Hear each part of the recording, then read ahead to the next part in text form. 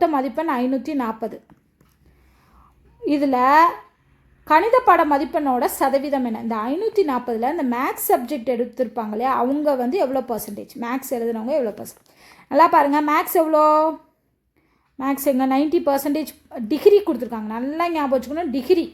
நமக்கு இங்கே மார்க் கொடுக்கல. நீங்கள் என்ன பண்ணலான்னா இந்த 90 டிகிரியை மார்க்காக கன்வெர்ட் பண்ணி ஆன்சர் பண்ணலாம். இல்லைனா இவங்க கேட்டது பர்சன்டேஜ் தான். அதாவது கணித பாடம் இந்த 90 டிகிரிங்கிறது மொத்த சர்க்கிளோட கோணத்தில் எவ்வளோ அப்படின்னு கண்டுபிடிக்கலாமா, எவ்வளோ பர்சன்டேஜ்னு கண்டுபிடிக்கலாமா? மொத்த கோணம் எவ்வளோ? 360. ஸோ 360ல் 90ங்கிறது ஹவு மெனி பர்சன்டேஜ், அவ்வளோதான். ஸோ 0 0 அடிச்சலாம். 9 36 அடிச்சோம்னா 4 டைம், அடுத்து 4ஐயும் 100ஐயும் அடித்தோம்னா 25. So answer 25%. கரெக்டா? Next question. So next question பாருங்கள். இந்த 3 நம்பரை வச்சு சென்டரில் உள்ள நம்பர் கொண்டு வந்திருக்காங்க. ஸோ அதே பேட்டர்ன் தான் இங்கே ஃபாலோ பண்ண போகிறாங்க. இந்த 40 எப்படி வந்துச்சுன்னு பாருங்கள். 9 54.